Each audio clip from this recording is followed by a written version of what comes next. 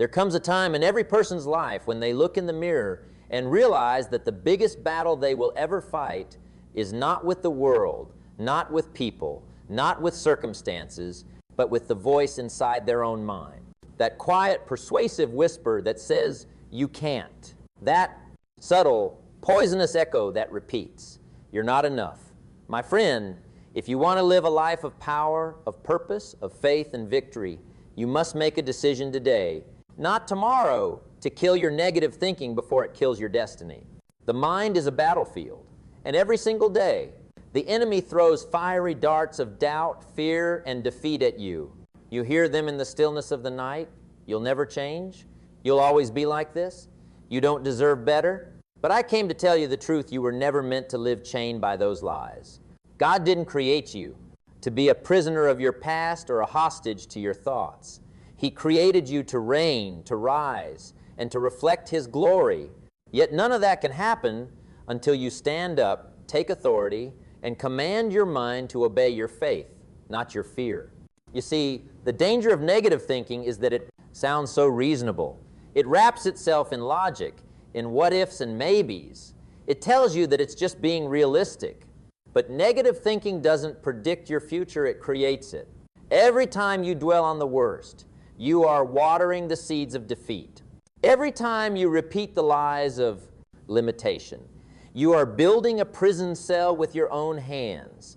Don't let your mind talk you out of what God is trying to bring you into. The Israelites were promised the land of milk and honey, but it was their negative thinking that kept them wandering in circles for 40 years. It wasn't their enemies that stopped them, it was their attitude. You can have the calling, the talent, the opportunity, but if your mind is filled with doubt, you will sabotage yourself before you even start. The enemy knows he doesn't need to destroy you if he can just distract you. He doesn't need to chain your hands if he can chain your thoughts. That's why Scripture says, be transformed by the renewing of your mind. Not by new circumstances, not by waiting for someone to rescue you. Transformation begins when you take back control of your inner world. When you stop being a victim of your emotions and become a commander of your thoughts. So how do you kill negative thinking? You do it with urgency. You do it with intention. You do it like your life depends on it, because it does. Every great change begins with a sense of urgency. If you keep saying, I'll fix my mindset someday, then someday will never come. You've got to decide now that the old version of you, the fearful, self-doubting, insecure you, has to die today. Bury it. Mourn it if you must. But don't resurrect it. Too many people pray for God to open doors. But when He does, their negative thinking keeps them from walking through. You've got to stop rehearsing the past and start declaring the future. Stop speaking death over your destiny. Every time you say, I can't, heaven closes a door that was about to open. Every time you say, I'm not worthy, you insult the God who made you worthy through His Son. You are not defined by your mistakes. You are defined by the mercy that met you in them. If you want to live empowered, stop asking, what if it doesn't work? And start asking, what if it does? Stop focusing on what you lost and start focusing on what you have left. Stop agreeing with your fear and start agreeing with your faith. God doesn't bless negative thinking. He blesses action, obedience, and belief. You can't wait for motivation to fall from heaven. You've got to stir it up inside you. That's what David did when he said, I will encourage myself in the Lord. When the world tells you no, when your friends don't understand, when your circumstances look hopeless, you look up and say, my God is still able.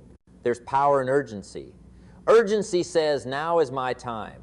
Urgency doesn't wait for perfect conditions. Urgency doesn't say, when I feel ready. Urgency says, even if I'm afraid, I'll move anyway. Because faith isn't the absence of fear. It's the decision to move forward despite it. If you're waiting for every negative thought to disappear before you act, you'll be waiting for the rest of your life. Do it afraid.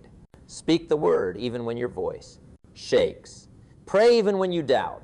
Praise even when you don't feel like it. That's how you take ground back from negativity. Some people think killing negative thinking means ignoring reality. No, it means refusing to let your circumstances dictate your faith. You can look at the storm and still say, Peace be still. You can look at the valley and still declare, I will fear no evil. That's not denial. That's dominion. You have authority over your mind because the Spirit of God lives within you. Every time a negative thought rises up, you have the right to take it captive. You say, no, not today. I'm a child of God. I'm not a victim, I'm a victor. I'm not losing ground, I'm gaining it. The truth is, most people never reach their full potential, not because they lack opportunity, but because they lack urgency. They wait, they hesitate, they overthink. But destiny doesn't. Wait for hesitation. Destiny rewards boldness. Every second you spend doubting yourself is a second stolen from your purpose. You don't have time to entertain thoughts that shrink your faith. You don't have time to replay failures. You don't have time to argue with your fear. The clock is ticking, and the world is waiting for what God put inside you. The most dangerous phrase you can ever say is, I'll do it later. Later is where dreams go to die. Later is the graveyard of potential. Don't you dare waste another day being at war with yourself. Don't you dare keep carrying the weight of negative words spoken by people who didn't believe in you. God believes in you. Heaven is cheering for you. And the moment you start believing again, the atmosphere around you will shift. I want you to think about this. Every champion, every leader, every person who ever made history had moments of doubt. But they refused to let those moments define them. They chose faith over fear, discipline over doubt, and urgency over delay. The same Spirit that raised Christ from the dead lives in you. That means there is resurrection power inside your mind right now. Power to resurrect your hope, your courage, your dreams. You don't have to beg for confidence, you have to claim it. When you feel weak, remember that your strength doesn't come from motivation, it comes from your mission. And your mission is to live as a light in a dark world. The enemy wants to dim that light with negativity, but you have the authority to shine brighter.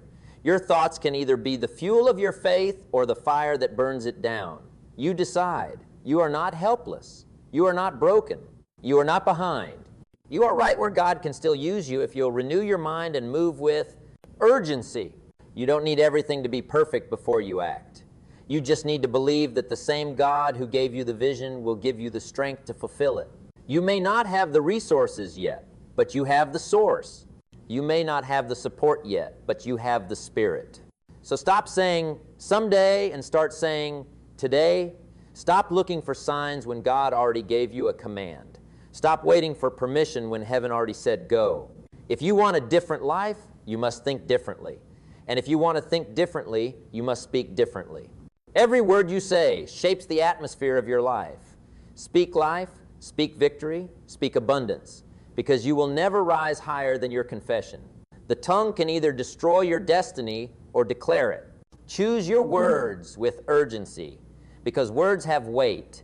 So today, right now, make a decision that you will no longer tolerate negative thinking. Declare war on it. Every time a dark thought appears, respond with light. Every time fear whispers, respond with faith.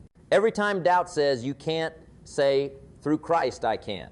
Don't negotiate with your old mindset. Evict it. Don't feed your insecurities, starve them. Feed your faith. Guard your peace.